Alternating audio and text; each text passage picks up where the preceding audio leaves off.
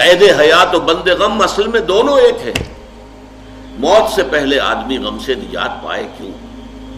یہ انسان کا مقدر ہے، یہ تو ہو کر رہنے والی شے ہے. غم تو رہے گا، صدمہ رہے گا. آپ کو شاید یاد آیا ہو، ایک بڑی عظیم ہستی گزری ہے انسانی تاریخ میں، گوتم بدھ،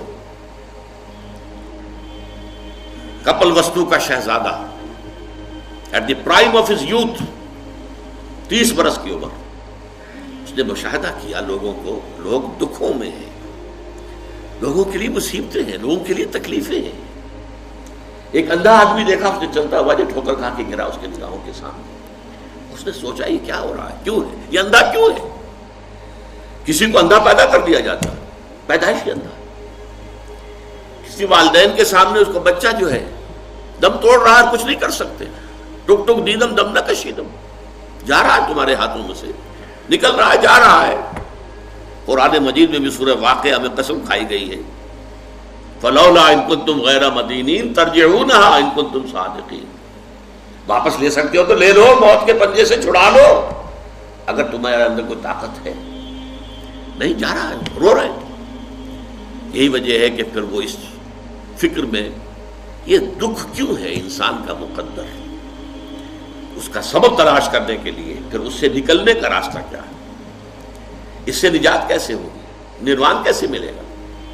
پھر آپ کو معلوم ہے 30 برس کی عمر میں جوانی کا دور، جوان بیوی کو رات کو سوتے ہوئے چھوڑ کر گیا ہے، شیرخوار بچہ چھوڑ کر گیا، محل چھوڑ کر جا کر خاک چھانی ہے، کہاں کہاں پھرا ہے، کن کن رشیوں منیوں کی خدمتیں کی ہیں، کہاں کہاں گیا ہے، کتنا وقت لگایا ہے، کن کن جنگلات جو ہے اس کے خاک چھانی ہے اس نے. بہرحال اسے کیا ملا کیا نہیں ملا یہ میں اس سے بحث نہیں کرتا، اس لیے کہ ظاہر بات ہے کہ وہ حضرت مسیح علیہ السلام سے بھی قبل کی شخصیت ہے، اور اکثر لوگوں کی تعلیمات بگڑ گئی ہیں. حضرت مسیح علیہ السلام کی تعلیمات اگر قرآن مجید ہمیں نہ بتائے تو ہمیں کیسے معلوم ہو کہ ان کی اصل تعلیم کیا تھی. عیسائی جس مسیح کو ماننے والے ہیں اس مسیح کو تو ہم نہیں مانتے، اللہ کا بیٹا تو ہم نہیں مانتے، لیکن اگر قرآن مجید واضح نہ کرتا تو ہمیں کیسے معلوم ہوگا. اسی طرح گوتم بدھ کے بارے میں جو کچھ کہتے ہیں ان کے ماننے والے، اس کی طرف نہ جائیے، وہ کیا تھا حقیقت میں ہم نہیں جان سکتے. لیکن یہ ضرور ہے کہ اس کے فلسفے کا جو مین تھیم ہے سروم دکھم، all is pain, all is suffering, all is agony. سروم دکھم، درد ہی درد ہے، رنج ہی رنج ہے، غم ہی غم ہے. قید حیات و بند غم اصل میں دونوں ایک ہیں. موت سے پہلے آدمی غم سے نجات پائے گا. لیکن اس اعتبار سے اگر آپ غور کریں گے تو چلیے انسان حیوانات کی صف میں آ گیا بس، لیکن نہیں، انسان کی ہیومن ٹریجڈی کا نقطۂ عروج بالکل ایک اور ہے. مرنے کے بعد پھر اٹھایا جائے گا، پھر جواب طلبی ہوگی. کیا کرتے رہے زندگی بھر؟ تم نے حقیقت کو پہچاننے کی کوشش کی؟ تم نے حق پر چلنے کی کوشش کی؟ یا تم نے ظلم کیے، زیادتیاں کی، ناانصافیاں کی؟ آؤ حساب دو. حیوان سے یہ محاسبہ نہیں ہے. نباتات اور حیوانات اس سے بری، انسان ہے. اس پر بھی ایک سورت ہے قرآن مجید کی، سورۃ الانشقاق. یا ایھا الانسان انک کادح الی ربک کدحا فملاقیہ. اے انسان تیرا معاملہ یہ ہے، تو مشقت پر مشقت جھیل کر، تکلیفیں پر تکلیفیں برداشت کر کے پھر ایک دن اپنے پروردگار کے حضور میں حاضر ہوگا جواب دہی کے لیے. ثم لتحسبن بما تعملون، حضور کی ایک خطبے میں جو الفاظ آتے ہیں، واللہ لتموتن کما تنامون، خدا کی قسم تم سب مرو گے جیسے کہ ہر روز شام کو سو جاتے ہو، رات کو سو جاتے ہو. یہ نیند بھی موت کی بہن ہے. ثم لتبعثن کما تستيقظون، لیکن پھر جیسے روزانہ صبح بیدار ہوتے ہو ایسے ہی ایک صبح قیامت آئے گی کہ سب اٹھا لیے جاؤ. ثم لتحسبن بما تعملون، پھر تمہارا محاسبہ ہوگا. that grand accountability، وہ مسئولیت عظیم، پوری زندگی کا حساب، چھوٹی سی چھوٹی باتیں.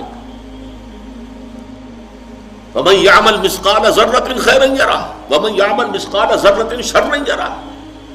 ذرے کی ہم وزن نیکی ہوگی وہ بھی سامنے پاؤ گے، اور ذرے کی ہم وزن بدی ہوگی وہ بھی سامنے پاؤ گے. انسان چیخ اٹھے گا ما لہذا الکتاب، یہ اعمال نامہ کیسا ہے، لا یغادر صغیرۃ ولا کبیرۃ الا احصاها. اس نے تو نہ چھوٹی چیزیں چھوڑی ہیں نہ بڑی چیزیں چھوڑی ہیں، تمام کا احاطہ کر لیا ہے. وہ محاسبہ ہوگا، اس کے بعد جزا و سزا کے فیصلے ہوں گے.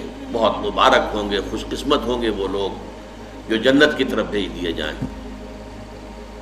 وسیق الذین اتقوا ربهم الى الجنۃ زمرا اللهم ربنا اجعلنا منهم اللهم ربنا اجعلنا منهم اللهم ربنا اجعلنا منهم.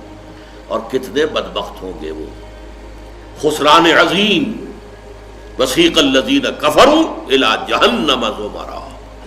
وہ کافر جو ہے وہ لے جائیں گے، گروہ درو گروہ لے جائے جائیں گے جہنم کی طرف، ان میں جھونک دیے جائیں گے. یہ ہے وہ مرحلہ کہ نوع انسانی کے گرے سرسبد.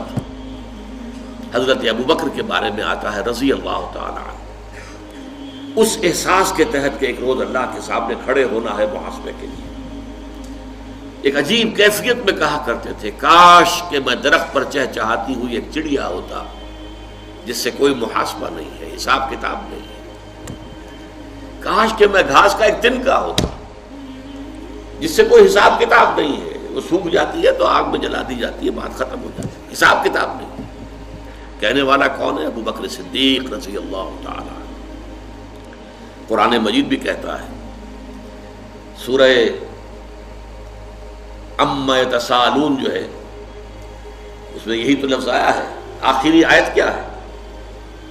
یقول الکافر یا لیتنی کنت ترابا، ہائے کاش کہ میں مٹی ہوتا، شرف انسانیت مجھے حاصل نہ ہوا ہوتا.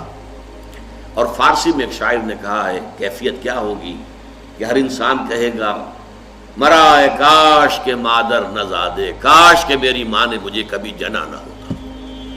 یہ ہے وہ ذالک هو الخسران المبین، ان الانسان لفی خسر. یہ ہے ہیومن ٹریجڈی.